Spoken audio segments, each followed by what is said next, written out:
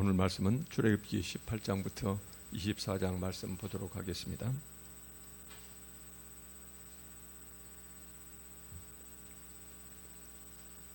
여기서는 이제 우리가 주목할 것은 이스라엘 백성이 애굽의 종살이 노예에서 해방된 후에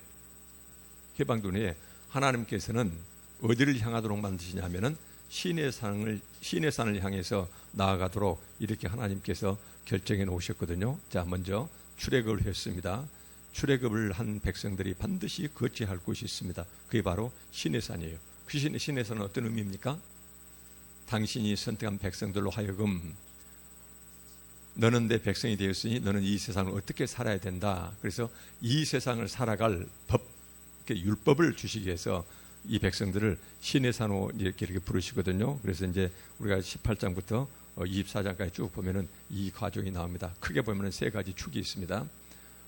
우리가 이 세상에서 종살이 하고 있을 때 하나님께서는 우리를 찾아오셔서 우리를 세상에서 구원해 내셨습니다.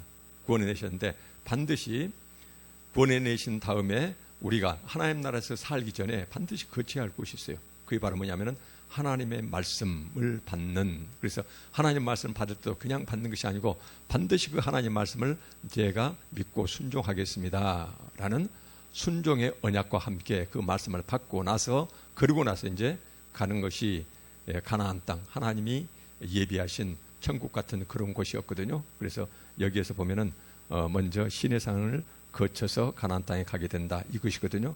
이것이 실은 우리에게 굉장히 중요한 의미를 주고 있습니다. 그래 보니까는 첫째 보면은 첫째 출애굽 후에 시내산을 향해 가는데 거기서 시내산에서 이루어질 일이 있습니다. 그게 바로 뭐냐면은 구원받은 백성이 첫째 구원을 거친 다음에 반드시 두 번째 단계가 하나님께서 예비하신 그곳에 가서, 준비하신 그곳에 가서 거기에서 율법을 받고 하나님의 말씀을 받고 하나님의 뜻을 전달받은 다음에 반드시 그 하나님의 율법을 제가 지키겠습니다, 순종하며 살겠습니다 라고 하나님과 언약을 맺은 다음에, 그래서 말씀을 그저 받는 것이 아니고 반드시 그 말씀대로 제가 살아내겠습니다 라는 이 약속을 하나님께 드리고 나서 하나님의 말씀을 받습니다. 율법을 받습니다. 이 세상 살아갈 때 세상법이 아니고 하나님의 법을 따라서 살아가야 되는데 그 하나님의 법이 무엇인가를 받고 난 다음에, 그리고 나서 그 율법을 안고서 10계명의 하나님의 율법 전체를 총괄한 10계명이 어디입니까? 법궤 안에 들어가죠. 그래서 법궤를 메고 그리고는 이제 향하는 곳이 하나님의 선택받은 백성이 살아야 할 곳, 그곳 가나안 땅을 향합니다.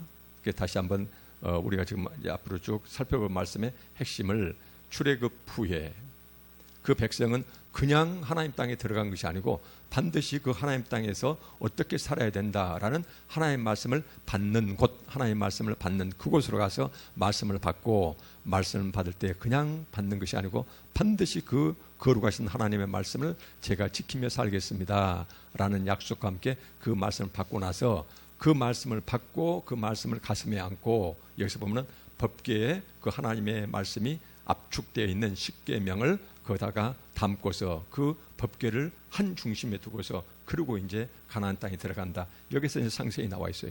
오늘날 우리한테 주신 말씀도 똑같습니다. 초대교회에서 그리스도인이 된다는 그 과정도 이 말씀과 똑같습니다. 그래서 우리가 보면은 초대교회들 문명적으로 보면 우리가 한참 뒤떨어져 있지만 그들의 신앙생활은 항상 우리보다 앞서 있습니다. 그래서 후대에 교회가 교회답지 못하고 신앙이 신앙답지 못해서 부패 타락했을 때 반드시 지향하는 곳이 있는데 그게 바로 뭐냐면은 초대교회 그곳으로 간다는 것이거든요. 그래서 초대교회가 오늘 이 본문에서 말씀하신 이것을 그대로 본따서 했다는 것이에요. 미리 말씀드리면은 초대교회에서는 전에 여러 번 말씀드렸습니다. 초대교회에서는 그리스도인이 되고자 하는 자는 그냥 예배당에 들어와서 예배를 드릴 수가 없습니다. 반드시 그리스도인이 되고자 하는 자는 옷을 벗어야 했었어요. 귀족들은 옷을 벗고 평민들과 똑같은 기존의 교회에 다니는 그때 당시에 노예의 종교 품꾼들, 아주 가난한 자들의 그 종교였던 그들과 똑같은 남루한 옷을 입어야 되고, 왜냐하면 형제한테 상처 주면 안 되거든요. 그리고 나서 3년 내지 4년에 걸쳐서 하나님의 율법을 그대로 배우면 하나님의 말씀을 성경 말씀을 배우는데 반드시 그 성경 말씀을 배운 대로 순종하며 살겠다고 약속하고 그걸 삶으로 살아내요. 그래서 주변에서 살펴본 사람이 그 사람이 하나님 말씀을 배운 대로 열심히 삶 가운데서 실천하며 사는 모습을 본 다음에 그 이제 통과가 되면은 그래서 3년 내지 4년 정도 유예 기간을 둔 다음에 말씀을 배우고 배운 대로 삶의 모습을 보인 경우에 그때 가서 세례받고 그리고 이 예배당에 들어올 수가 있었거든요. 그냥 예배당에 들어올 수가 없었어요. 그때 당시 그렇게 힘이 없고 어찌 보면 세상적인 눈으로 보면 천박했던 노예들의 종교였지만 얼마나 하나님 말씀 앞에서 그들은 도도했는지 몰라요. 함부로 형제로 받아들이지 않았어요. 철저히 변화된 자들만을 그들은 그리스도인 형제로 받아들였거든요. 여기서 똑같습니다. 출애굽하는 자들이 구원받은 자들이 하나님 말씀을 받고 그 말씀을 반드시 지키겠다는 약속한 다음에 그 다음에 그 말씀을 가슴에 안고서 지향하는 곳 나아가는 곳이 바로 가나안 땅 또는 하나님 나라였거든요. 그래서 여러분들 삼각축을 꼭 우리가 기억했으면 좋겠습니다. 출애굽 후에 하나님 말씀에 우리는 풍덩 빠져야 된다. 그 말씀을 정말로 무겁게 받아들이고 그 말씀을 순종하겠다는 그런 결심이 섰을 때 그때 그 말씀을 가슴에 안고서 우리는 하나님 나라를 향해서 나아간다. 이것이 출애굽기에서 이제 그대로 쭉 나오고 있다는 것이거든요. 여기서 보면 이제 이 과정 중에서 출애굽 과정 우리가 살펴봤습니다. 출애굽을 거친 다음에 그 하나님 백성을 선택된 백성이 하나님 말씀 받기 위해서 시내산에 가서 말씀 받는 과정이 출애굽기 19장부터 쭉 나와 있어요. 그래서 두 번째 단계입니다. 하나님 말씀 받으러. 그래서 이 과정이 잘 나타나 있습니다. 출애굽기 19장 1절에 보니까는 이스라엘 자손이 애굽 땅을 떠난 지 출애굽한 지 3개월 되던 날 그들이 시내 광야에 이르니라. 그들이 르비딤을 떠나 시내 광야에 이르러 그 광야의 장막을 치되 이스라엘이 거기 산 앞에 장막을 치니라. 그래서 하나님이 미리 정해 놓으셨던 하나님의 말씀이 선포되는 그곳 이곳으로 하나님이 그 백성을 인도하신 다음에 이 시내산 앞쪽 그 광야에다가 텐트를 치게 했어요. 그리고 나서 어쩝니까? 모세가 하나님 앞에 올라가니 19장 3절에 나오거든요. 하나님께서는 모세를 부르셨습니다. 여호와께서 산에서 그를 불러 말씀하시되 너는 이같이 야곱의 집에 말하고 이스라엘 자손들에게 말하라. 지금부터 내가 너에게 전하는 하나님의 말씀, 나중에는 율법을 그들에게 전하라 이 말씀이거든요. 4절에 보니까는 내가 애굽 사람에게 어떻게 행하였음과 내가 어떻게 독수리 날개로 너희를 업어 내게로 인도하였음. 여기서는 어때요? 하나님이 계신 시내 산으로 인도해 냈는지를 너희가 손수 보았다. 그러면서 체험했다. 5절에 세계가 다 내게 속하였나니 너희가 내 말을 잘 듣고 내 언약을 지키면 조건절입니다. 반드시 이 조건이 이루어지면 너희는 모든 민족 중에서 내 소유가 되겠고 6절에 보니까는 제사장 나라가 되며 거룩한 백성이 될 것이다. 너는 이 말을 이스라엘 백성들에게 전하라 라고 이렇게 하나님께서 말씀하셨어요. 그래서 7절에 보니까는 모세가 시내산에서 이 하나님 말씀을 듣고서 내려와서 백성의 장로들을 불러 여호와께서 자기에게 명령하신 그 모든 말씀을 그들 앞에 진술하니 8절에 보니까는 백성이 일제히 응답하여 이르되 여호와께서 명령하신 대로 우리가 다 행하리이다. 여호와께서 말씀하시는 것을 모두 그대로 실천하겠습니다 라고 약속을 먼저 해요.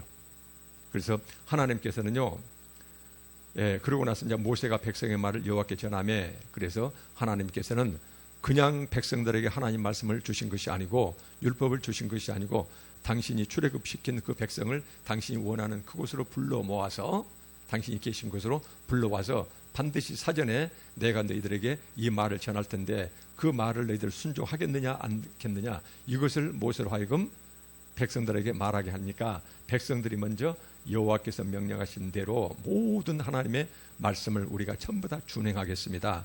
지키겠습니다 라고 약속을 지금 해줘요. 이 약속을 가지고 모세가 백성의 그 약속의 말을 여호와께 전하며 지금 이 말씀이에요. 그래서 보면은요, 출애굽기 20장에 하나님의 율법의 핵심이 되는 10가지 10계명을 주시는데요.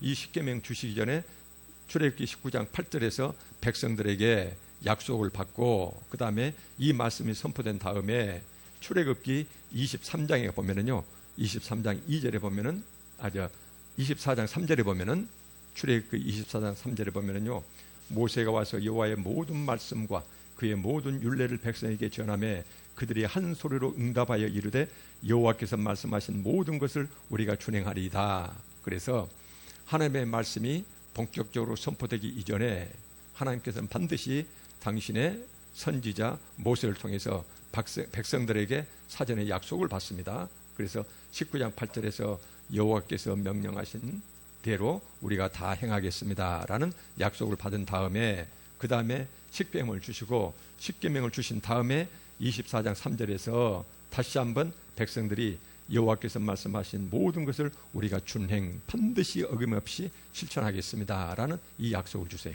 그래서 하나님께서 우리한테 말씀을 주실 때요, 그냥 주신 것이 아니고 반드시 그 말씀을 지키겠다는 그 약속을 한 사람한테 말씀을 주시고, 말씀을 주신 다음에 다시 한번 확답을 받아요. 그래서 그 백성들이 방금 말씀하신 그 말씀을 우리가 전부 다 아낌없이, 정말 한 톨도 남김없이 그대로 준행하겠습니다, 이 약속을 받습니다. 이것이 바로 뭐예요? 언약 관계가 이루어진다는 것이거든요. 언약 관계. 그래서 출애굽 후에 하나님 백성을 부르셔서 하나님 말씀을 전하신 다음에 그 말씀을 반드시 준행하겠다는, 그러면 그 말씀을 준행하면 너는 내 백성이 되고 나는 네 하나님이 되겠다라는 상호 부담이 있거든요. 우리는 하나님 말씀을 준행하는 것이고요, 우리가 준행하면 하나님께서는 우리의 그런 모습을 보시고서 우리의 하나님이 되어주시고 우리를 당신의 백성 삼아 주신다는 상호 이런 약속, 언약이 이루어집니다. 그래서 이 언약 관계 두 번째 단계, 이 언약이 다 이루어지면은 하나님께서는 이제 나중에 보면은 이 십계명을 법궤에 담고 그 법궤를 진 한 가운데 모시고, 그리고는 이제 가나안 땅을 향해서 이렇게 이제 출발해 가거든요. 그래서 출애굽 후에 하나님 말씀을 준행하겠다고 약속하고 그 말씀 받고 나서 이제 하나님 백성이 온전히 되어서 하나님이 원하시는 그곳으로, 천국으로, 이제 우리나라 하나님 나라로 이렇게 향한다, 이 말씀이 계속 나와 있어요. 이것은 그냥 이스라엘 백성들의 과거 역사가 아니고 우리도 똑같습니다. 우리도 똑같습니다. 그래서 초대교회 모습을 보면 방금 말씀드렸듯이 이런 똑같은 과정을 밟아서 그들은 그리스도인이 되었고 그 다음에 예배당에 들어올 수가 있었어요. 그래서 이제 이렇게 됐다. 그래서 이제 이렇게 약속을 받은 다음에 하나님께서는 19장 16절에 보니까는 셋째 날 아침에 3일 동안 이 이스라엘 백성들은 하나님의 말씀을 받기 위해서 자신을 깨끗하게 만들, 성결하게 해야 했었어요. 옷을 깨끗이 빨고 3일 동안에 마음 준비 다 갖춘 다음에 19장 18절에 여호와께서 드디어 때요, 불 가운데서 거기 강림하신 후에 모세를 통해서 출애굽기 20장에 십계명을 주세요. 십계명. 이 십계명을 보면은요, 출애굽기 20장 2절에 이제 십계명 주시는 상황이 나옵니다. 하나님께서는 먼저 백성들에게 이렇게 외치십니다. 나는 너를 애굽 땅 종되었던 집에서 인도하여 낸 네 하나님 여호와니라. 그래서 뭐예요? 너는 왜 이 자리에 있는가를 알라는 것이에요. 지금부터 너에게 내 땅에서 내 백성으로 살아가려면 내 법을 익혀야 되는데 내 법을 너한테 주기 전에 너는 과거에 어떤 신분이었는가를 깨달으라, 그 말이에요. 너는 세상에서 종살이를 하고 있었다. 너는 죄와 사망 가운데서 버림받은 그런 인생이었다. 그런데 내가 너를 영생을 주기 위해서 너를 세상 가운데서 뽑아내서 이곳에 오게 했다. 너는 그래서 이제 나를 만나고 내 말씀을 너는 만나게 된다. 그러면서 이제 이렇게 이제 말씀을 하세요. 십계명을 주시기 위해서 사전에 이렇게 말씀하신 다음에, 그러므로 너는 세상에서 내가 뽑아낸 내 백성이기 때문에 내 말씀을 받고 내 백성대로 살아가려면 너는 이것을 지켜야 된다. 그러면서 이제 20장 3절에 주시는 말씀이 너는 나 외에 다른 신들을 내게 두지 말라라는 말씀을 주십니다. 자, 십계명을 보면은요 10가지가 나오는데, 첫째 20장 3절에 나오는 제1계명 너는 나 외에 다른 신들을 내게 두지 말라. 이게 바로 뭐예요? 영적으로 너는 우상 숭배에 절대 빠지지 말라는 것이에요. 영적인 차원에서 나 외에 다른 신을 절대로 너는 섬겨서 안 된다. 그래서 우상 숭배를 금지하는 이 말씀을 주세요. 그 다음에 10번째를 미리 볼까요? 이제 전체 우리가 알고 있는 것들이라 20장 17절 보세요. 20장 17절을 보시면은 10계명 중에 10번째 계명이 나옵니다. 여기 보면 내 이웃의 집을 탐내지 말라라는 말씀을 주세요. 내 이웃의 소유를 탐내지 말라. 그러면서 구체적으로 내 이웃의 소유가 뭐냐면은 그의 아내, 그의 남종과 여종, 그 다음에 그 집의 소와 노새. 그래서 그때 당시에는 지금은 우리가 도저히 이해할 수 없지만 그때 당시 중동 문화에서는요, 아내하고 남종, 여종 이것도 그 집의 재산에 이렇게 소속이 돼 있었어요. 옛날에는 그런 이제 그 문화 풍토였거든요. 그래서 하나님께서는 그들의 문화 수준에서 이렇게 말씀하신 게 있어요. 내 이웃의 집, 내 이웃의 소유에 대해서 절대로 탐내지 말라, 이 말씀을 주세요. 이것은 뭐일까요? 우리는 여기 바로 뭐냐면은 물질의 노예가 되지 말라는 것이거든요. 내 이웃의 것을 탐내지 말라. 그러면서 이 말은 뭐냐면은 탐욕의 노예가 되지 말라. 근데 이 탐욕은 바로 우상 숭배예요.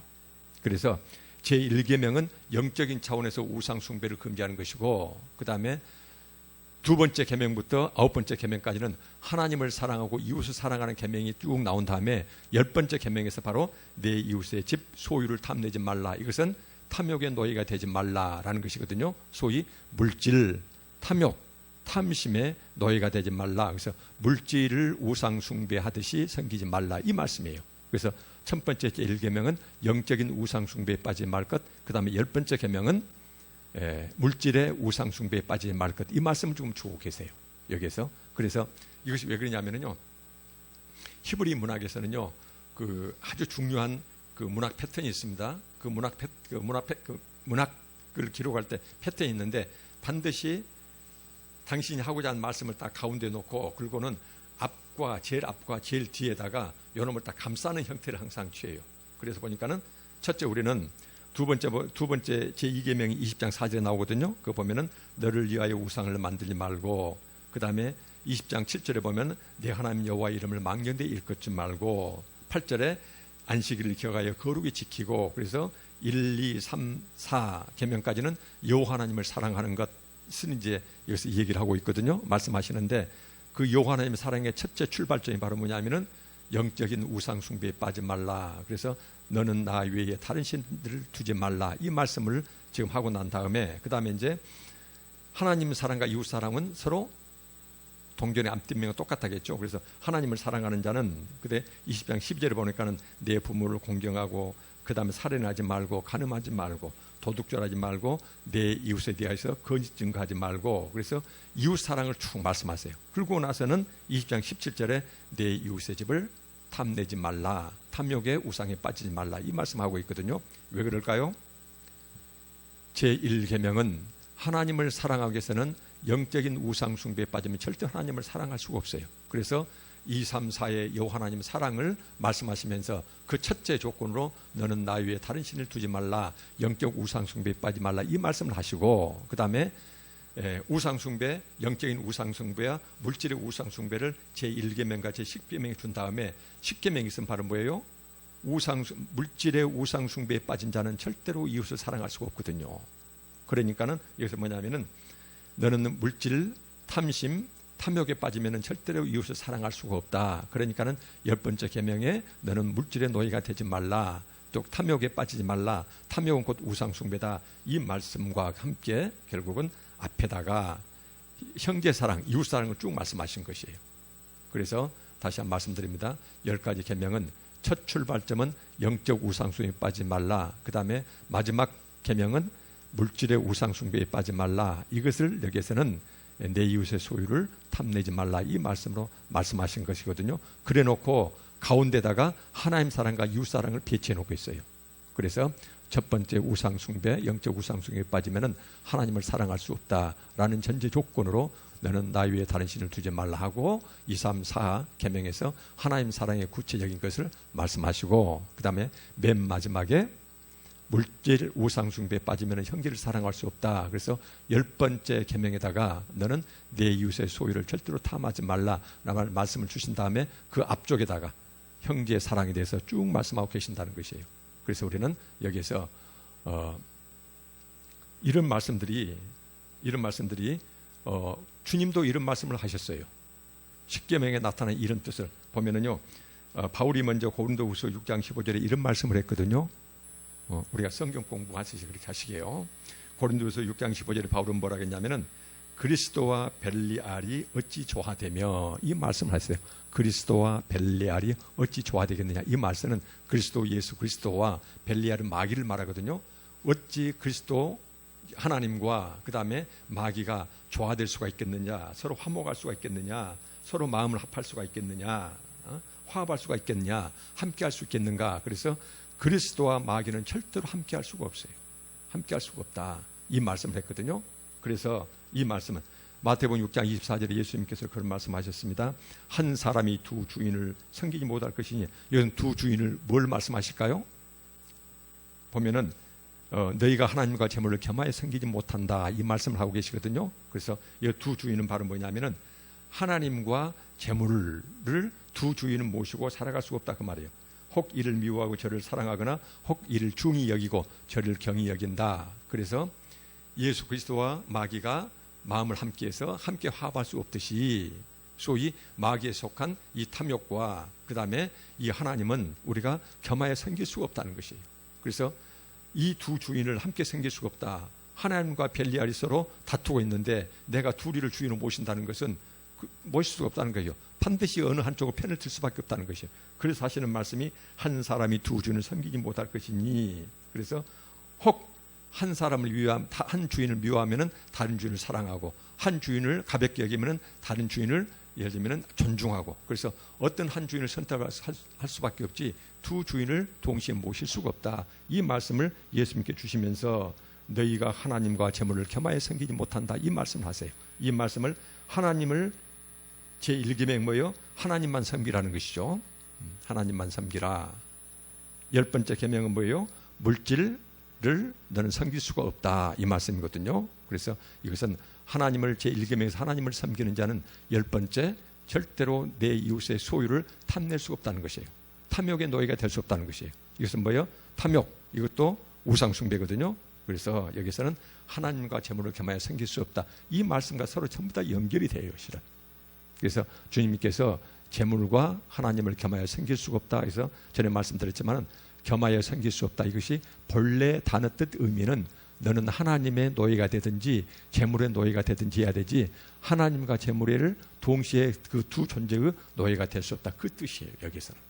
그래서 십계명에 그런 의미들이 나타나 있습니다. 그래서 다시 한번 말씀드리면 우리는 영적 우상 숭배에 빠지면 절대로 하나님을 사랑할 수가 없다. 두 번째, 10번째 계명처럼 재물, 탐욕, 우상 숭배에 빠지게 되면 절대로 우리는 형제를 사랑할 수가 없다, 이웃을 사랑할 수가 없다. 그래서 결국은 십계명 핵심인 하나님 사랑과 이웃 사랑의 맨 처음과 맨 마지막에다가 영적 우상 숭배를 금지하는 말씀과 물질을 우상 숭배하는 그 말씀을 처음과 마지막에 배치해 놓으셨다는 것이에요. 이것이 하나님의 뜻입니다. 그래서 우리는 이 말씀을 굉장히 이제 의미 있게 받아들여야 되겠죠. 왜 10번째 물질, 탐욕을 말씀하셨는지, 여기서는 그냥 탐내지 말라고 했지만 이 탐내지 말라, 탐욕, 탐심 자체가 성경 나머지 부분에서 보면은 이거 자체도 우상 숭배에 속하기 때문에 이 말씀들이요. 그래서 하나님께서는, 주님께서는 왜 그렇게 물질의 노예가 되는 것에 대해서 그렇게도 경계하시는지, 물질의 노예가 된 자는 절대로 하나님을 주인으로 모실 수가 없고, 하나님이 그렇게 우리한테 원하시는 하나님 사랑과 이웃 사랑도 할 수가 없다는 것이에요. 그 말씀이에요. 그럼 우리가 여기서 이제 이 말씀을 볼 때 요즘처럼 힘들고 어려운 세상 가운데서, 미래도 불확실한 세상 가운데서 내가 재물을 가면 어떻게 대하리. 근데요, 항상 우리한테 하나님께서는요, 우리한테 가정을 주셨습니다. 내가 섬기는 그 가정들은 내 소유가 아닙니다. 하나님께서 짝지어준 그 배필이고, 그 다음에 하나님께서 내게 주신 생명들이 내 자녀들이거든요. 하나님의 자녀들이에요. 그 자녀들을 우리는 부족함 없이 키워낼 이런 물질을 우리는 또 마련해야 돼요. 그래서 여기서 말씀하신 건 바로 뭐냐면은 그 물질을 가지고 있으면서도 주변의 형제들이 힘들고 어렵고 배고픈데 그것을 못 본 채하고 지나가는 이런 모습들을 결국 뭐예요? 재물의 노예, 탐욕의 노예, 이렇게 말씀하시겠죠. 이스라엘 백성들은요, 아무리 가난해도, 아무리 가난한 자도 절대로 하나님 앞에 나아갈 때에 동전 하나라도 반드시 가지고 가요. 그래서 부자들은 어쩝니까? 부자들은 양의 새끼를 가져가지만 가난한 자는 어때요? 비둘기 하나를 가져가죠. 그때 비둘기는 굉장히 그 값싼 것이었거든요. 비둘기를 많이 잡았던 모양이죠. 그런 시기예요. 그래서 바로 이것은 뭐입니까? 이렇게 하나님께 바치는 제물은 결국은 함께 나눠 가지는, 이 제물은 하나님께 바치는 제물은 그런 것 갖다 쌓아놓습니까? 이걸 가지고 결국은 하나님 일을 하는 자들, 그때 당시에 레위인들이요, 요즘 우리로 말하면 국가 공무원을 얘기합니다. 예, 그런 사람들을 먹여 살리고, 그 다음에 고아 가부 나그네 매 3년마다 드린 11조는 그들을 이렇게 섬기는데 이 제물을 썼거든요. 그래서 우리가 이런 것들을 눈여겨 이제 봐야 되겠죠. 그래서 우리가 제물의 탐욕, 이것을 너무나 부담스럽게 생각지 마시고요. 내 자녀들, 내 가정을 위해서 내가 재산을 모으고 그렇게 해야 되겠지만, 그러나 그 재산을 모으는 방법이 불법적이고, 그 다음에 재산을 쌓아놓고 주변 형제들이 힘들고 어렵게 살아가는데 거기서 손 벌릴 수가 없으면 그들에게 손을 펴서 돕지 못하는 것을 여기서는 탐심, 우상 숭배에 해당되는 탐심이라는 것이거든요. 이렇게요. 그래서 여러분들 이런 말씀 볼 때 너무나 부담 갖지 마시고요. 우리 교회처럼 우리가 예배당 건물 짓고 그 다음에 계속 주변 땅 사가지고 주차장 넓히는 그것이 아니라, 우리는 예배당 건물도 없고 헌금하면은 아껴서 이놈 가지고 이렇게 십시일반 우리가 힘을 다해서 이렇게 돕는 게 있잖아요. 일단은 하나님 눈에는 얼마나 부족하겠지만 나름대로 우리는 노력하고 있는 그런 교회거든요. 그래서 여러분들이 이런 교회에 소속된 것 자체를 참 감사히 여겼으면 좋겠어요. 여러 번 말씀드린데 저도 이 교회에 와서 여러분들한테 배우면서 여기에 몸담은 것이 얼마나 행복한지 몰라요. 정말로 좋아요. 이런 말씀을 제가 보면서 좀씩 깨달을 때마다 하나님 뜻대로 사는 것이 어떤 의미인지, 그러나 대다수가 눈에 보이는 대형 건물, 그 다음에 많은 수, 여기에서 현혹되어서 살아가는데, 그러나 중요한 것은 하나님께서는 이런 삶을 우리한테 요구하신다, 이런 것들이요. 또 하나 여기서 우리가 십계명을 주셨는데요, 선후관계를 살펴가지고 우리가 여기서 깨달아야 될 것이 하나 있거든요. 우리가 이제 늘 얘기할 때 이런 것이 있습니다. 율법의 행위로는 우리가 구원받지 못한다. 그래서 율법을 얼마나 잘 지켰는가. 그래서 율법이 주어지면은 그 율법을 잘 지켰는가에 따라서 율법 지키는 것이 내 공로의 탑이 돼가지고 사닥다리가 돼갖고는 이 사닥다리를 얼마 정도 가야 하나님을 뵐 수 있다. 이런 식으로 해석해서는 안 된다는 그 근거 말씀이 이 말씀입니다. 즉 뭡니까? 하나님께서는 이스라엘 백성들을 먼저 애굽 땅에서 출애굽하신 다음에, 출애굽시킨 다음에, 그래서 그 세상에서 건져내신 다음에, 그런 다음에 주신 것이 율법이에요. 율법을 사전에 먼저 주셔가지고 그 율법을 잘 행하니까 그 백성들을 애굽에서 이렇게 구해내신 것이 아니고, 그냥 아무 조건 없이 당신께서 그 힘들게 살아가는 그 백성을 찾아가셔서 그 백성들을 애굽의 종살이 노예살이에서 그들 구출한 다음에 당신 백성 삼으신 다음에 나서 이제 이 계명을 주시거든요. 그래서 다시 한번 말씀드리면은 우리가 구원받는 것은 하나님의 율법을 얼마 정도 잘 지켰는가, 그 점수에 따라서 우리는 구원받는 것이 아니고, 우리는 이미 구원받았기 때문에 구원받은 백성들에게 주시는 하나님의 말씀이, 내 백성이 됐으면은 너는 세상에 속한 것이 아니고 하나님 나라에 속했기 때문에 이 하나님 나라에서는, 하나님 나라에서 시행되는 하나님의 법이 이런 것이다. 그래서 이 법대로 살아라 해서 주신 것이지, 하나님 나라에 들어오기 위한 조건으로 율법을 주시고 율법을 얼마나 잘 지켰는가 그걸 따진 다음에 하신 것이 아니거든요. 선후관계. 그래서 항상 우리가 하나님의 구원이 믿음이 먼저인지, 하나님 은혜가 먼저인지, 그 다음에 우리 행위가 먼저인지, 이런 것을 따질 때 이제 즐겨 근거 삼는 것이 바로 출애굽기 이 사건들입니다. 그래서 먼저 출애굽한 백성들에게 구원하신 다음에, 그 다음에 하나님께서는 내 백성을 살려면 반드시 이 명령을 지키라 라고 두 번째 단계에서 이 말씀을 주셨다. 그래서 이 십계명은 구원받기 위한 조건이 아니고 구원받은 백성들이 하나님 뜻대로 살기 위해서 하나님한테 이제 두 번째 단계에서 하나님한테 약속하고 이걸 반드시 지키겠습니다 라고 이 말씀을 받는다. 우리가 이렇게 이제 보면 되겠죠. 그래서 이제 그 다음에 이제 보면은요, 우리가 이 율법을 받을 때 거저 받은 것이 아니고 이 율법을 얼마나 이스라엘 백성들이 벌벌 떨면서 두렵게, 무겁게, 그 다음에 위험 있게 하나님 말씀을 받아들였는지를 이제 이런 말씀들이 여기서 줄줄이 나와요. 이 말씀들이 오늘 우리한테 주시는 말씀이 어떤 뜻일까요? 오늘날 우리는 이렇게 그 당시 이스라엘 백성들이 벌벌 떨면서 무겁게 두렵게 하나님 말씀을 그렇게 귀하게 받아들였는데 그 말씀이 지금 우리는 성경책에 쓰여져 있거든요. 근데 우리는 기록된 성경 말씀을 어떤 마음으로 대하는지 이것을 비교하기 위해서 이 말씀을 한번 살펴보시게요. 그거 보니까는 출애굽기 20장 18절에 보면은 뭇 백성이 하나님께서 당신의 율법을 주시기 위해서 시내산에 나타나신 그때 그 상황입니다. 뭇 백성이 지금 시내산 앞 광야에다가 텐트를 쳐놓고 모든 백성이 시내산을 지금 바라보고 있어요. 바라보고 있는데 그 시내산은 문 백성이 우레, 번개, 나팔소리, 산의 연기를 본지라 그들이 볼 때 떨며 덜덜 떨었다 그 말이거든요. 멀리 있어서 19절에 뭐라고 해요? 20장 19절에 모세에게 이르되 당신이 우리에게 말씀하소서. 우리가 들으리이다. 하나님이 우리에게 말씀하시지 말게 하소서. 우리가 죽을까 하나이다. 이 말씀을 해요. 여기서 왜 그랬을까요?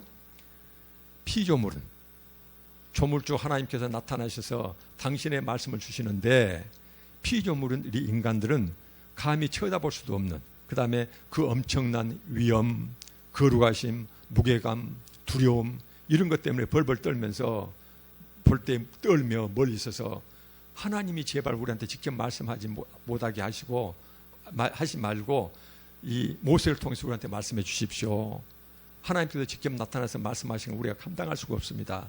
그 하나님의 위엄과 그 거룩하심과 그래서 피조물이 조물주 하나님 앞에서 얼마나 두렵게 떨었게 자기는 비천한 존재고 하나님은 거룩하시고 위대하신지 이제 이 말씀이 여기 나와 있어요.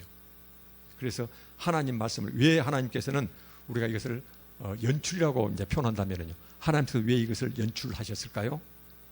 그 말씀이 나와요. 20장 20절에 뭐라 나오냐면은 모세가 백성에게 이르되 두려워하지 말라. 하나님이 임하시면 그렇게 우레, 번개, 나팔소리, 산의 연기가 가득 찬 이렇게 무서운 두려운 이런 형태로 하나님께서 우리에게 임하시면 나타나시면 너희를 시험하고 너희로 경외하여 범죄하지 않게 하려 하십니다. 이것이거든요. 너희로 직접 눈으로 목도하고 그래서 경외하여 범죄하지 않게 하려 하십니다. 이 말씀은 너희로 하여금 하나님 두려운 줄 알고 실수하는 일이 없도록 하기 위해서 하나님께서 당신의 현현 나타나는 모습을 저렇게 하고 계신 것이다. 그러니까 두려워하지 말라는 것이에요. 너희들 죽이려고 너희들 겁주려고 한 것이 아니고 하나님은 이렇게 무섭고 두려운 분이고 위험으로 가득 찬 그런 분이다. 그래서 하나님을 가볍게 대하지 말라는 것이에요. 이 말씀 뭐예요? 하나님께서 주신 말씀을 가볍게 대하지 말라는 것이에요. 이렇게 해서 여기서 하나님께서는 당신의 현현 나타나는 이 모습을 그때 이스라엘 백성들이 얼마나 두려워 떨었던지 제발 당신이 우리한테 말씀해 주시고 모세한테 하는 말이거든요. 하나님이 제발 직접 우리한테 말씀하지 말게 하소서. 우리가 도저히 그 말씀을 직접 하나님 그 면전에서 들을 수가 없습니다. 너무나 두렵고 떨리기 때문에 우리는 피조물이고 그분은 너무나 높고 위대하신 거룩하신 하나님이어서 우리가 감당할 수 없습니다. 이 말씀이 이 출애굽기 20장에 나옵니다. 왜 이런 말씀이 나올까요? 우리가 이제 좀 이따 살펴보시게요. 그러면서 주시는 말씀이 22장에 이런 말씀이 21절에 이런 말씀이 있습니다. 우리에게 주시는 말씀 중에서 특히 세상이 다 그렇게 흘러간다 하더라도 하나님께서는 미래를 미리 내다보신 것이죠. 세상이 다 흘러간다 그렇게 흘러간다 하더라도 너희는 다수를 따라서 악을 행하지 말고 반드시 너는 이것을 지키라 하면서 주시는 말씀이 있어요. 그것이 바로 뭐냐면은 출애굽기 23장 2절에 보면은 하나님께서 한 번에 주신 말씀입니다. 그래서 23, 2절에 보면 하나님께서 뭐라고 말씀하시냐면은 모세를 통해서 다수를 따라 악을 행하지 말며 다수를 따라서 악을 행하지 말며 송사의 다수를 따라 부당한 증언을 하지 말며 이 말씀을 주세요. 다수를 따라서 악을 행하지 말며 이 말씀은 쉽게 풀었으면 바로 뭐냐면은 다수를 따라서 불의에 가담하지 말라는 것이에요. 불의한 일에 가담하지 말라. 세상 모든 사람이 그렇게 흘러간다고 해서 다수의 사람들이 잘못을 저지를 때에도 그들을 절대로 따라가서는 안 된다. 그래서 세상이 유행처럼 모든 세상이 흘러간다 하더라도 너는 내 백성이면 절대로 그들을 따라가서는 안 된다. 그래서 다수를 따라서 악을 행하지 말라. 그러면서 송사의 다수를 따라 부당한 증언하지 말라. 이 말씀은 다수의 사람들이 정의에 어긋나는 그런 증언을 할 때에도 너는 절대로 그들을 따라서 정의에 어긋나는 그런 증언을 하지 말라. 이 말씀을 주고 계세요. 이 말씀을. 그러면서 22장 21절에 이 말씀을 23장 22절에 이 말씀을 주시기 전에 뭐라고 말씀하시냐면요. 22장 21절에 너는 이방 나그네를 압제하지 말며, 특히 하나님께서 강조할 말씀입니다. 그들을 학대하지 말라. 너희도 애굽 땅에서 나그네였음.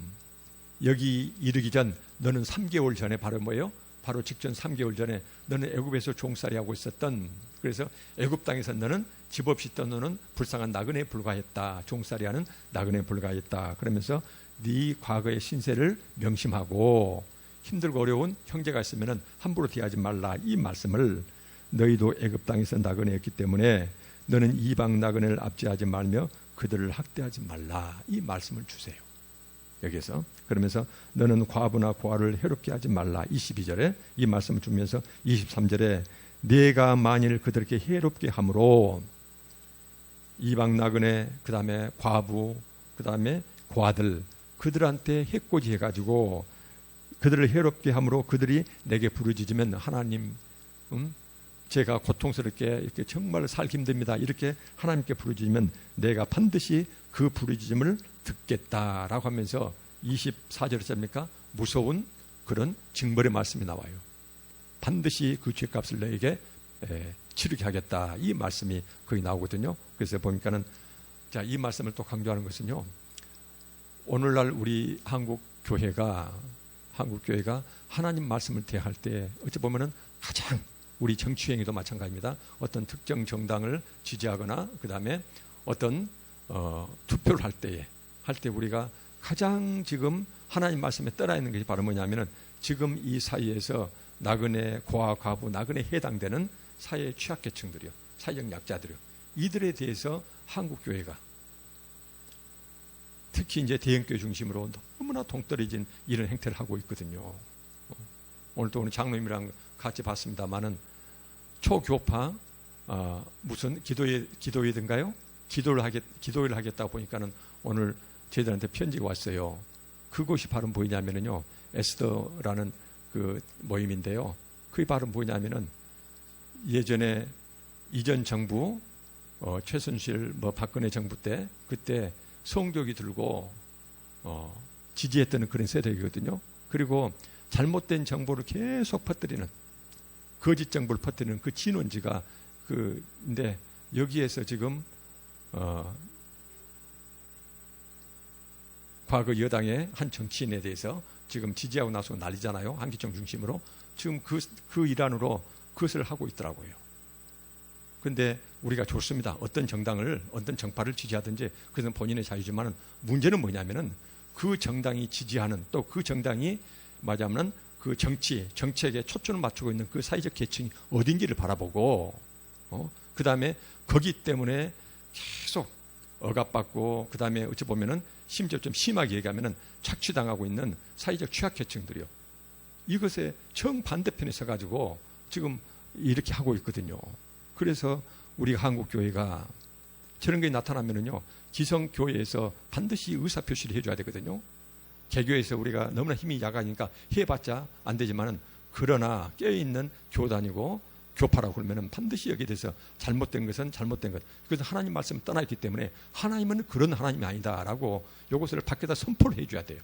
개교회가 해봤자 그것은 뭐 그냥 그 잡음에 불과할 따름이거든요. 그런데 여기서 보면은 하나님께서는요, 다수를 따라 악을 행하지 말라는 이 말씀을 두신 다음에 그 앞에다가 뭐냐면은 특별히 강조한 것이, 너는 이방 나그네 함부로 대하지 말라, 학대하지 말라. 네가 바로 과거에 그 신세였다. 그러면서 고아 과부 여기에 대해서 함부로 대하지 말아라. 만약 그들이 고통스럽게 세상 살면서 내게 신음소리 내고 부르짖으면 내가 반드시 그 죄값을 묻겠다. 이렇게 말씀하고 계시거든요. 정말로 저는 이것이 두려워요. 이것이. 교회는 개교회가 아니거든요. 우리는 공교회거든요. 방금 우리가 사도신경에서 말한 그 공교회예요. 이 공교회라는 것은 모든 교회는 하나거든요. 우리가 수차례 말씀드린 예수 그리스도를 머리로 한 모든 교회는 하나예요. 그 다음에 이것은 나눔과 성김교회에 있고 저기 있는 것은 이것은 이제 지역교회예요. 지역교회는 지리적 개념인데 이것은 떨어져 있을 따름이지 교회는 전부 다 하나입니다. 그래서 이런 교회가 하나님께서는 반드시 이 교회 전체적인 이런 모습을 함께 보실 텐데 어떤 교회는 저렇게 함부로 하나님 말씀을 정면에 위하는 저런 행태를 취하고 있는데 하나님께서 이렇게 이런 사회적 약자를 강조하고 계시는데요. 한국교회가 가장 하나님 말씀에 멀리 떨어져 있는 것이 바로 이것이거든요. 공의와 정의를 저버린 행위가 바로 이것이에요. 여기 핵심이. 그래서 오늘 이 본 말씀을 다시 한번 하나님께서는 십계명을 주시면서 그 다음에 이스라엘 백성들이 하나님의 그 현현하는 모습에 벌벌 떨게 하시면서 주시는 말씀이 반드시 너희들은 내 말씀에 순종하라. 그러면서 이 말씀을 주신 것이 반드시 순종하라. 그러면서 주신 것이 이방 나그네 고아 과부 압제하지 말고 학대하지 말아라. 그들이 고통스러워서 내게 부리지만 반드시 내 죄값을 그들에게 묻겠다. 이 말씀하세요. 그럼 우리가 이것을 보고 이렇게 생각할 수가 있거든요. 여기서 보면은 고아 과부를 해롭게 한다. 그는 직접 그들한테 해코지 한다. 그 말이거든요. 우리가 해코지 않으면 되지. 이렇게 생각할 수 있어요. 그러나 그렇지 않아요. 예수 그리스도는 뭐라고 말씀하셨습니까? 이것은 과거에 하나님께서 주시는 율법이지만 예수 그리스도는 이 땅에 오실 때 나는 율법을 완성하러 오셨다라고 말씀하세요. 그래서 살인하는 자는 죽이지만은 사람 마음속으로 미워하는 것도 바로 살인이 시작되는 그 지점이거든요. 그러니까 미워하면 살인자와 똑같다 그 말이에요. 음란한 것 마음속으로 음식만 품어도 그래서 이미 음란한 것과 똑같다 말씀하세요. 그래서 뭐라고 말씀하십니까? 하나님께서는 전주에 우리가 봤던 말씀대로 마태복음 25장에서 뭐예요? 배고픈 자, 헐벗은 자, 그 다음에 집 없이 떠도는 유리한 자, 옥에 갇힌 자. 그래서 그런 배고픔과 헐벗음, 그 다음에 집 없이 떠도는 유리하는 자들, 세상 헤매는 자들, 이런 자들을 못 보지 한 것, 이것도 죄다라고 말씀하시거든요. 그래서 출애굽기 22장에서는 고아 과부 나그네에 대해서 해코지 하는 것을 여기서는 반드시 그 죄값들을 묻겠다고 하시는데 이 율법을 완성시키시는 예수 그리스도께서는 해코지가 아니라 그들의 배고픔과 헐벗음을 돕지 않는 것도 똑같은 죄로 지금 하나님께서는 보고 계신다는 게 주님께서는. 그래서 성경에서는 예수 그리스도께서 나는 율법을 완성하러 왔다라고 지금 말씀하세요. 그래서 우리가 이런 말씀들을 굉장히 무겁게 받아들여야 되거든요. 그래서 다시 한 말씀드리면은 못 백성이 우리의 번개 나팔소리 산의 연기를 보고 벌벌 떨면서 그렇게 하나님께서는 이런 상황을 만드시거든요. 왜 그래요? 내 말은 함부로 가볍게 보지 말라는 것이에요. 반드시 내 말은 이렇게 무서운 말씀이다. 이렇게 이제 말씀해 주시는 것이에요. 반드시 순종하라는 것이에요. 그러면서 앞에서 십계명을 그 다음에 고아 과부 나그네를 함부로 대하지 말라 이런 말씀 주신 앞에서 19장 8절에서 여호와께서 명령하신 대로 우리가 다 행하겠습니다 라는 약속을 사전에 받으셨고 그리고 나서 이 약속을 주셨고 그리고 약속을 주신 다음에 24장 3절에서 뭐라고 해요?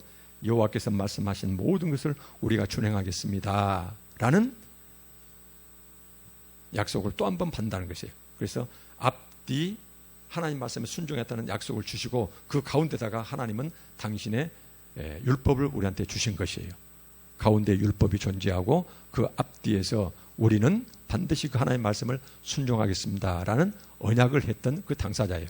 전에도 여러 번 말씀했지만은 유대 백성들은 이것을 절대로 과거의 사건으로 받아들이지 않습니다. 유대 백성들은 어때요? 이제 다시 한번 이거 말씀드리겠지만은 항상 한 몸이에요. 유대 백성은 한 몸 사상을 가지고 있습니다. 그래서 수천 년 전에 시내산에서 이 율법을 받았던 그 현장에 나도 조상들과 똑같이 있었다라고 항상 생각해요. 그렇게 교육을 받아요. 그래서 우리는 영적 이스라엘이거든요. 우리도 똑같습니다. 우리는 수천 년 전에 이루었던 이 말씀을 기록된 글자로서 우리는 대한 것이 아니고 우리는 영적 이스라엘로 똑같이 그들과 한 몸으로서 그 시내산에서 그 무서운 하나님의 우레와 번개소리 벌벌 떨면서 이스라엘 백성들이 그 하나님 말씀 무겁게 받아들였던 그 심정으로 우리는 이런 말씀을 받아들여야 된다는 것이죠. 그래야 순종을 하지요. 그래서 다시 한 말씀드리면요, 이스라엘 백성들은 하나님의 실제로 나타나신 그 시내산에서 그 두렵고 떨리는 하나님의 그 현현하신 그 모습이요. 그 모습 앞에서 벌벌 떨면서 떨면서 이 하나님의 말씀을 받았다는 것이거든요. 그래서 우리는 그 현장에 나도 있었다. 그러면은 이런 말씀들 우리는 절대로 함부로 대할 수가 없다. 우리가 항상 이렇게 생각했으면 좋겠어요. 그래서 우리가 지금 대하는 이런 성경 말씀도 똑같이 어때요? 이런 상황에서 주어지는 말씀들이에요. 그래서 다시 한번 말씀드리면은 하나님의 말씀을 그 현장에 받았던 그 이스라엘 민족들은 자신들 앞에 강림하신 그 하나님의 엄청난 위험 앞에서 숨 막혀 죽을 것 같은 하나님의 위험과 무게감을 느끼면서 그러면서 하나님 말씀을 대했다는 것이에요. 그래서 했던 말이 뭐예요? 제발 하나님께서 직접 우리한테 말씀하시지 말고 대신 모세의 입을 통해서 우리한테 하나님 말씀을 전해 주십시오. 그래도 우리가 절대로 그 말씀을 가볍게 여기지 않고 그 말씀에 순종하겠습니다 라고 이스라엘 백성들은 맹세하고 또 맹세했다는 것이거든요. 이런 말씀이에요. 그래서 그 말씀이 지금 우리는 성경에 기록된 말씀들이다. 근데 우리는 이 말씀을 지금 우리는 이 말씀들을 어떻게 대하고 있는가 해서 이 말씀을 여러 번 강조해서 말씀을 드립니다. 호세아 8장 12절에 이런 말씀이 있어요. 호세아 8장 12절에 내가 그를 위하여 이것은 여호와 하나님께서 그를 위하여 이스라엘 백성을 위하여 내 율법을 만가지로 기록하였으나 그들은 이상한 것으로 여기도다. 그렇게 벌벌 떨면서 받았던 그 하나님의 율법 말씀을 이스라엘 백성들이 얼마나 함부로 대하든지 하나님이 그 이스라엘 백성들을 내려다보시면서 호세아라는 예언자를 통해서 하셨던 말씀이 쉽게 풀었으면은 내가 내 백성 이스라엘 위하여 과거에 그렇게 10,000가지 법조문을 써주면 무엇하랴. 그들은 남의 것인 양, 자기한테 주신 하나님 말씀인데 남의 것인 양 거들도 보지도 않는다라고 하나님이 탄식하시는 이 말씀이 호세아 8장 12절에 이렇게 말씀이 주어져 있어요. 그러나 잠언에서는 잠언 13장 13절에서는 이런 말씀하십니다. 하나님의 말씀을 멸시하는 자는 자기에게 패망을 이루고 하나님 말씀을 멸시하는 자는 가만히 둬도 자기 스스로 멸망으로 빠져들고 하나님의 계명을 두려워하는 자는 상을 받는다라는 말씀이 있어요. 하나님 말씀을 두려워하는 자, 이것은 뭐예요? 시내 산에서 하나님 말씀을 대했던 이스라엘 백성들의 태도를 말씀하신 거예요. 그 말씀은 얼마나 두렵고 떨리든지 그 두렵고 떨리는 말씀을 내가 허투루게 들었겠어요? 그 말씀 함부로 대하겠어요?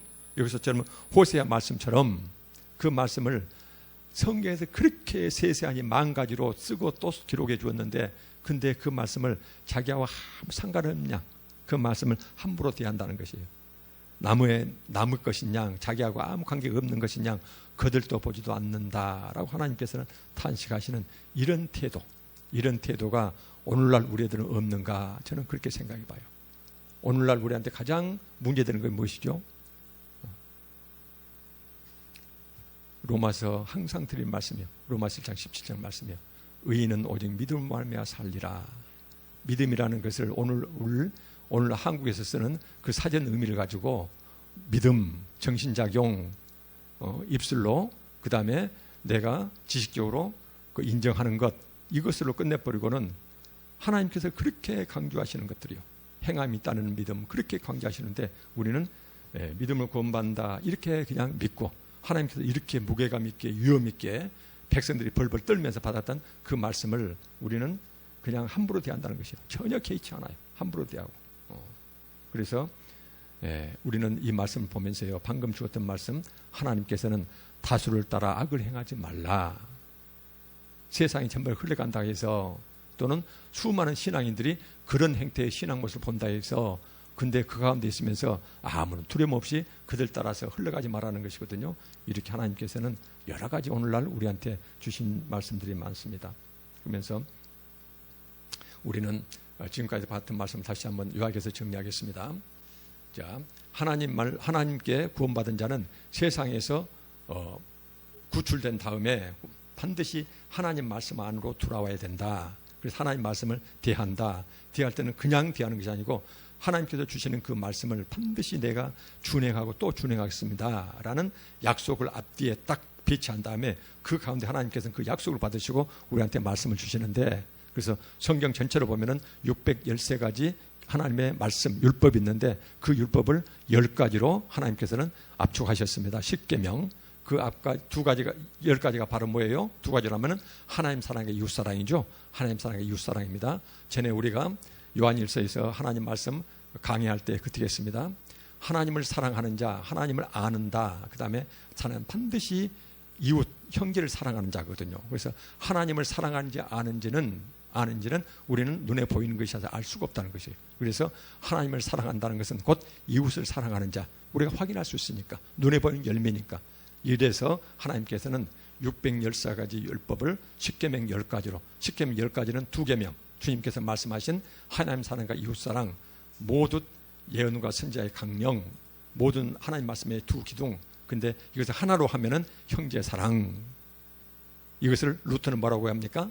내가 나를 떠나서 하나님 안에서 변화된 자는, 반드시 하나님 안에 변화된 자는 하나님 말씀을 깊게 받아들일 수밖에 없기 때문에, 그래서 다시 땅으로 내려와서 자기 자신에 주목한 것이 아니라 주변에 힘들게 살아가는 형제에 주목해서 형제 사랑을 할 수밖에 없다는 것이에요.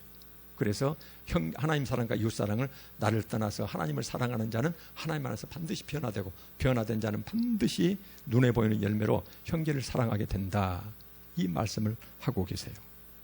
그래서 우리는 출애굽한 백성입니다. 똑같습니다. 그래서 우리는 지금 말씀을 대하고 있습니다. 우리는 영적 이스라엘로 지금 이 하나님의 율법을 대할 때 그냥 대하는 것이 아니고, 기록된 말씀을 글자로 대하는 것이 아니고, 과거 수천 년 전에 그 현장에 가서 그 유대 백성들과 함께 그 자리에서 벌벌 떨면서 이 말씀을 반드시 준행하겠습니다라는 약속하에서 이 말씀을 받았습니다. 그 말씀은 2가지입니다. 하나님 사랑과 이웃 사랑입니다. 하나님을 사랑하기 위해서 우리는 영적으로 우상 숭배에 빠지면 안 됩니다. 그래서 너는 나 외에 다른 신을 두지 말라라는 말씀을 맨 처음에 배치하신 다음에 그 영적 우상에 빠지지 않아야, 숭배에 빠지지 않아야 하나님 사랑할 수가 있거든요. 하나님 사랑하는 자는 반드시 이웃을 사랑하게 할 수밖에 없어요. 변화되기 때문에, 그게 하나님의 뜻이기 때문에. 그래서 이런 자들은 탐욕에 빠지면은 형제 사랑할 수 없기 때문에 맨 마지막 10계명에 하나님께서는 내 이웃의 소유를 절대로 탐내지 말라. 즉 탐욕은 우상 숭배다. 그래서 영적 우상 숭배와 물질의 우상 숭배를 10계명의 앞뒤로 배치한 다음에 형제 사랑과 하나님 사랑을 배치해 놓으셨다. 이렇게 하나님은 굉장히 주도 면밀하게 하나님 말씀을 배치해 놓으셨다. 이렇게 말씀을 정리하도록 하겠습니다. 그래서 우리는 꼭 하나님 말씀에 대해서 이렇게 무게감 있게, 그 다음에 두려워 떠는, 그때 당시에 이스라엘 백성들의 그 모습을 그 현장에 나도 있었다. 늘 그런 생각을 하시면서 말씀을 대하시게요. 기도하고 말씀 끝내겠습니다. 아버지 하나님, 시내산에서 벌벌 떨면서 그 위험 가운데서, 그 두려움 가운데서 하나님 말씀이 귀히 여기고 반드시 그 말씀을 준행하겠다는 약속하에서 그 말씀을 받았던 그 현장에 우리도 똑같이 있었음을, 하나님께서는 그렇게 생각하도록 우리를 가르쳐 주셨기 때문에 그 현장에 있었음을 우리로 하여금 깨닫게 하시고, 절대로 앞으로는 하나님 말씀을 함부로 대하는 일이 없도록 하나님 저희들을 변화시켜 주시옵소서. 감사드리며 예수님 이름으로 기도합니다. 아멘.